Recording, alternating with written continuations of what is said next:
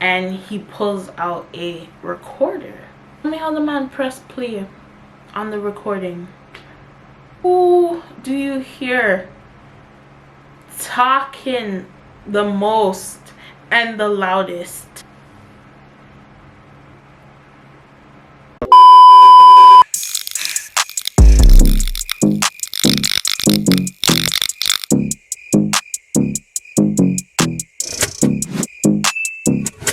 Wagwan, my beautiful people, welcome back to my channel. It is your good girl Adore. I know goodies, you guys are probably like, Adore, how come I see you so much, girl? And I told y'all I was dedicating myself to this YouTube channel in this 2023 by fire, by force, in Jesus' name. I have graduated from school. I have no more distractions. Why not give y'all as much content as I can? Yeah, so I don't know if it's just me or what, but January is always a very slow month for me. It's a business, when it comes to just socializing, like January is just a very boring month, and because of that I said, why not like be productive, just, you know, socialize with y'all, give y'all content. So today's video is going to be about I got caught talking crap about my pastor and his wife. Yes guys, y'all probably like, what the hell did you get caught talking about your pastor and his wife? Y'all just have to watch the story so you guys can know what happened and how we got to that point. If you guys been following me or followed me on my channel from the jump, know that I had this video, like I told this story already, but I had to get rid of that video because first of all, the audio was messed up. Like y'all could barely hear me. People was complaining about the sound, the quality was I forgot a lot of information, or I forgot to tell y'all a lot of stuff, so I missed out on a few details. Overall, I just did not like the video, so I am here to retell the story. So before we get into the story time, make sure you guys like, comment, and subscribe to my YouTube channel, because why not? Like, why aren't y'all subscribing? I see y'all watching my videos but y'all not subscribing, and I don't like that. And like, how y'all watching me and not subscribing? Also, do not forget to turn on your post notifications so you guys are notified when your good girl posts, because I noticed YouTube has been playing with me, my algorithm, so y'all are updated when your good girl posts. Turn on your post notifications. Also, do not forget to follow me on all my social medias. That is my Instagram, Twitter, and my TikTok will be linked down below. Yes guys, let's just jump straight into this story time. So this situation happened when I was, I believe, 13 or 14. I think I was like in grade 8, so I think I was like 13, 14, around that age gap. I really don't remember. So at this time, I started going to this church, actually at this church for the past 2 years. So this was probably my second year being at this church. At this church we had a youth group, so I was a member at this youth group, and child, when I tell you, we were supposed to be children of God, but the way the devil was busy in that youth group was mind-boggling. By this second year, we ended up getting a new group leader slash pastor. First year of attending this church, our first pastor, the first pastor was Pastor T. It was amazing, honestly guys. I'm not even going to talk too much about Pastor T, but just know he was amazing. He was really a man of God. I had so much respect for him. Like, we would literally listen to whatever Pastor T. I said his name. Shit. Yes, with Pastor T, we just really respected him as a pastor, as a group leader. He was just a really amazing man. Sad day when he had to leave and go to a different church. He ended up going back home to Jamaica. He ended up getting a new pastor in the congregation.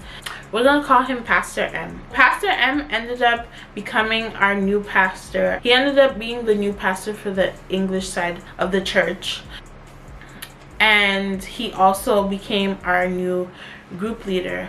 Pastor M used to be the old pastor before Pastor T came. Because Pastor M used to be the pastor at this congregation, a lot of the older youth members already knew who he was and knew about him. So a little description on who Pastor M was and how he looked and all that stuff. Pastor M was Portuguese. I believe he was like 25. Like, he was actually really young, like one of the youngest pastors in the church at the time. And his wife as well, like his wife was also Portuguese, and they were like a very young couple. So when Pastor M first came, well, he came back. This was my first time knowing about him because, like I said, probably my second year being at this church, I didn't know anything about him. I didn't really know much about him like the other youth members did. As time went on, Pastor M seemed cool. Like, he seemed like a really chill pastor. Like, he was very young, you know, vibrant. He was very fun. Like, he just was very, you know, a very jovial man. You know, he could keep up with us. He knew how to keep up with us. But as time went on, I realized that Pastor M just always wanted an issue with me. Like, he had this like obsession with me and some of the other people, like some of the other girls or the people I was friends with in the youth group, mainly me. Like, he always had something to say. In our youth group, we used to have this Facebook group that we all had to join. Because of that, he was able to monitor us outside of the church. So say if I posted a status, posted a picture, and it wasn't appropriate, or he felt it wasn't appropriate, the next day, whenever we decided to have another youth group meeting, he would always check me. He would just always page me about what I was doing, always watching everything I did. It was just always something. Like, he was really on my case. So obviously, when you're young, even when you're at school and you'll have like those teachers, principals that are just always on your case, it just becomes very annoying. There's always like a target on you, and they just always want to attack you for something. Me, I just didn't feel comfortable. Like, I'm like, what is this man's issue? Like, why is he always trying to find an issue with me? Tired, man, I'm tired! I'm tired! He's always trying to pull me to the side. He's always having little side meetings with me, speaking on my behavior and how I'm acting. I'm not even gonna lie, I did do some, you know, unholy things, but it wasn't really anything crazy. You know, young people would just misbehave, don't want to listen sometimes. Like I said, we took this youth group for a joke. It was just something to do. It was just a place where you could basically come meet your friends and just laugh and have fun, which used to frustrate him because the whole point of a youth group is to get as many youth members to join, as many young youth, and to basically help them build a relationship with the Lord and turn their life to Christ. But honestly, we didn't even have a good relationship with God at this time. It was very hard to try and bring in newcomers when we ourselves were struggling so much with, you know, trying to follow God's plan, follow the ways of the Lord, and just be good Christian youth. Like, we were just lost cause. So much things happened. Like, there was so much things going on in that youth group.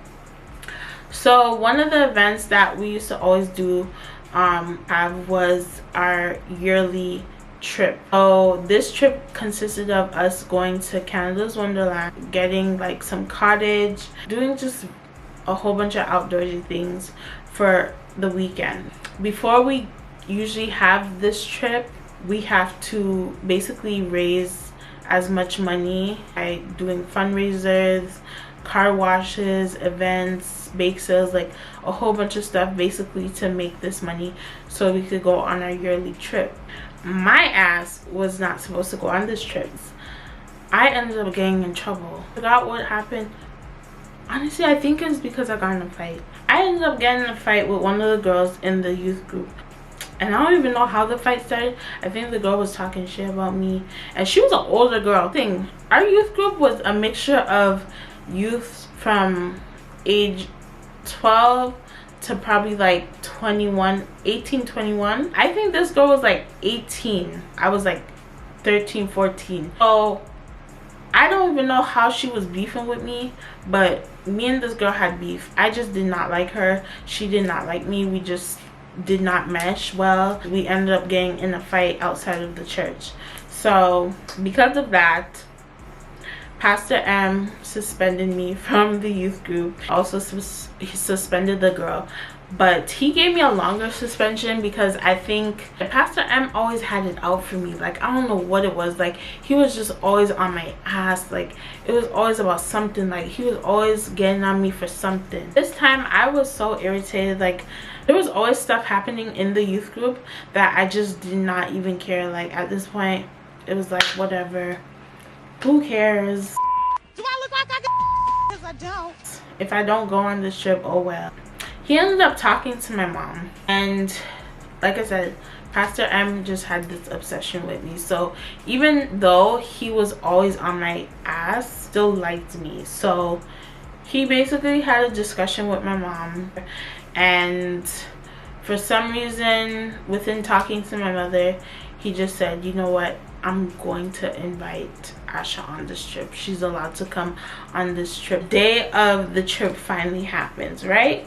The first day of the trip, we ended up going to Wonderland. See, I had a blast. Only downside to that trip was I came on my, time of the month. I was super pissed because I don't know why, like, Mother Nature really hates me sometimes, because I've noticed every time I have something important to do, always like an important event, Mother Nature just wants to come. She always wants to come visit me. The first day was fine and dandy. Like, we had the time of our lives. It was just so much fun. It was, honestly, I will always remember that trip besides what happened. But I can't say like the trip was awful or anything. The trip was actually really fun. The second day rolls in. I believe we had I think we were supposed to go hiking or do some type of activity, like go on a mountain, just do something. I'm not sure what it was. Like I said, I was on my time of the month, so because of that, I was not trying to do no big outdoorsy activities, because the day before we were at Canada's Wonderland.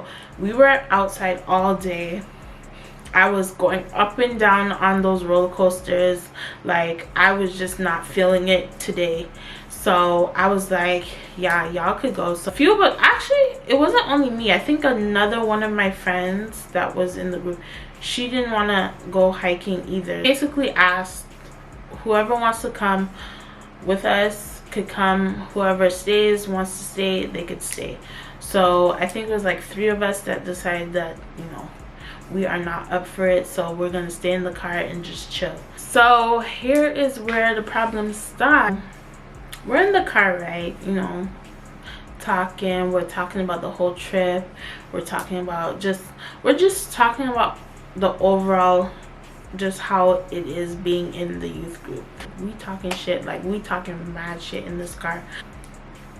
I think the reason why we were talking shit is because we just started peeping certain things. Like, even though Pastor M was cool on that trip, like his wife, she started having an attitude. Like, she was just moving funny. Like, her, and I told y'all the second group leader that was with us, they just always had an issue with a lot of us in the youth group. His wife, she was very bipolar. Like, one minute she'll be cool, next minute she just used to have a huge attitude. People didn't really mess with her in the church. It was only because of Pastor M why a lot of people just accepted her. She was not nice.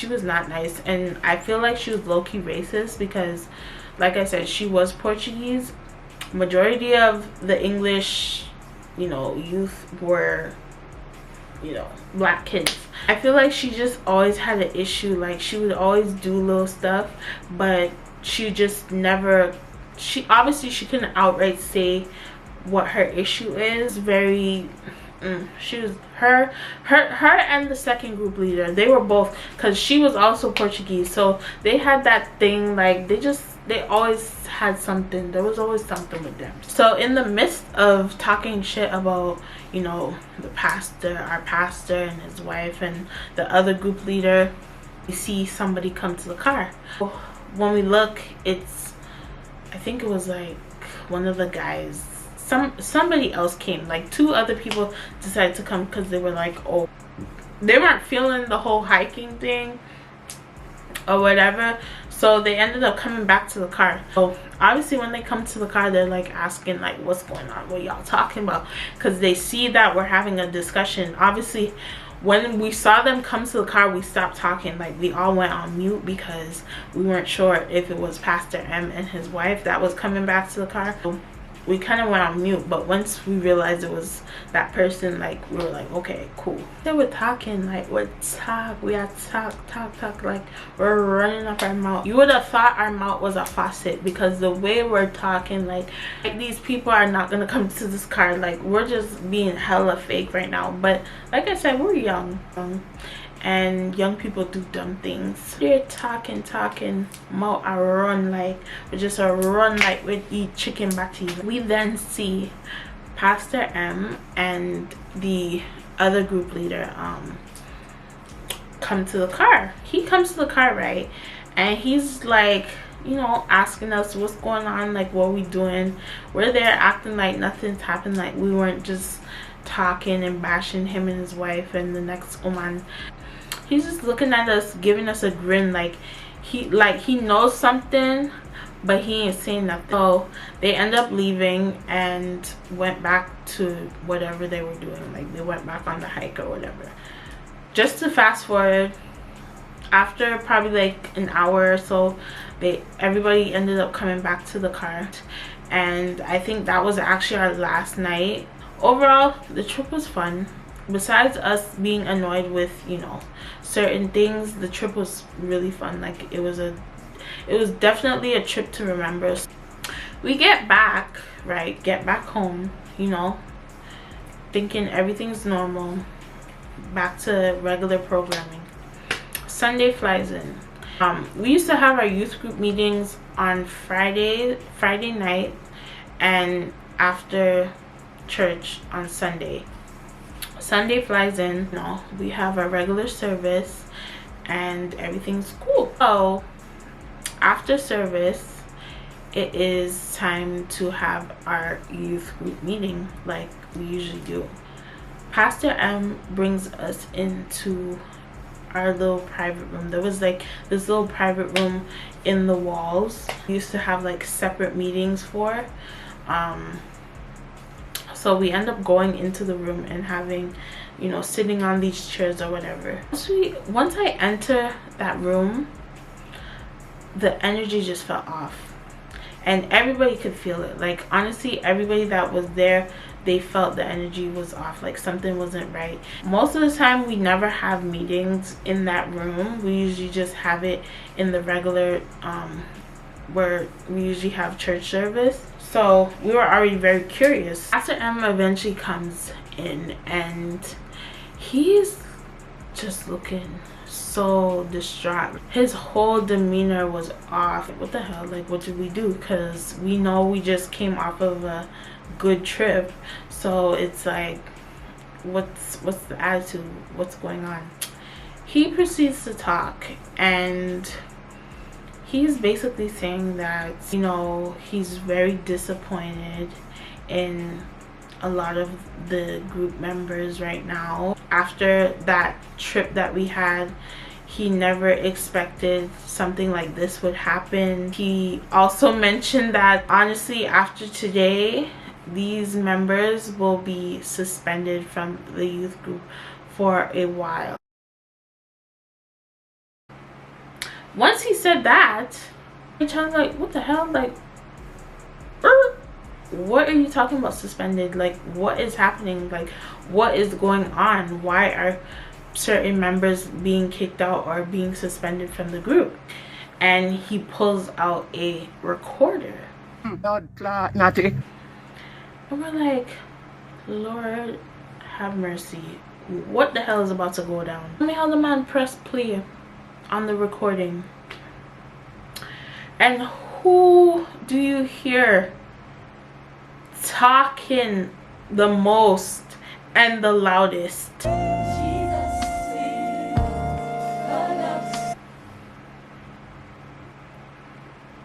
This girl right here. You should have heard my voice on that recording. Obviously you could hear other people talking, but I don't know why my vibrato was so high. Like, I don't know why my voice was so high and so loud compared to other people. When we actually listen to the recording now, we realize it was when we were in the car.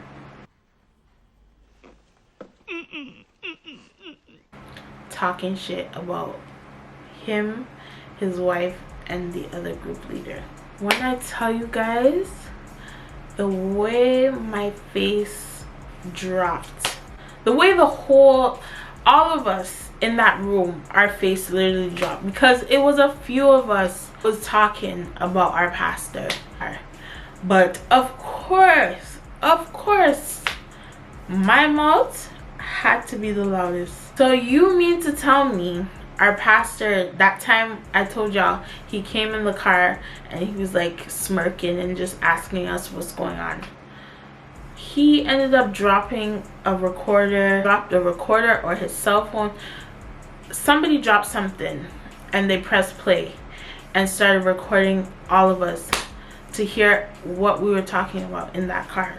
Tell you, shame was written all over my face. Like, nobody wants to hear themselves talking crap about somebody, especially your own pastor. Really talking shit about my pastor,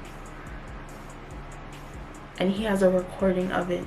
So it's not even like I could deny or lie and say no, I did not. Like, he has a recording of us talking.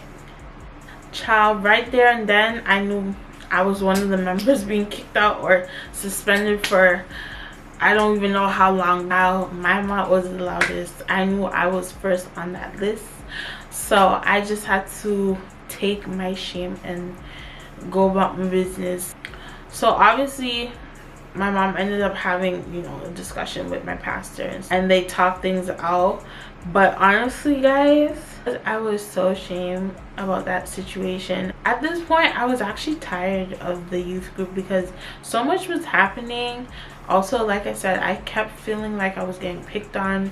I was going through stuff at school. Like, there was a lot of stuff going on in my life at this time. I didn't really care. Like, when I got kicked out, I was kind of happy because sometimes I just didn't care to go and spend extra time at church. Like, sometimes I just wanted to, you know, go to service and leave the same time my mom would leave. The time I got suspended, I felt kind of free. I didn't really feel a way about it. Yeah. I eventually went back to youth group. Child, after that situation, I kept my mouth closed. Did not talk about my pastor ever again. I was like, yeah, I'm not do it. And if I do talk about him, it definitely isn't anywhere around him. It probably is in the comfort of my own home. Yeah, he shamed me really bad. Honestly, I definitely had to ask God for forgiveness for doing that, because I know that was very wrong of me to be talking about my pastor. But him and his wife, they weren't good people. They were okay, but they had a lot of shady things. They weren't as holy as they were supposed to be as a first lady and a pastor. So that is the end of the story time. I hope you guys enjoyed it. You guys leave comments down below. Let me know what you guys thought about this story time. And yeah, don't forget to like, subscribe and turn on your post notifications, and I will see you in my next one. Stay safe and stay blessed. Bye.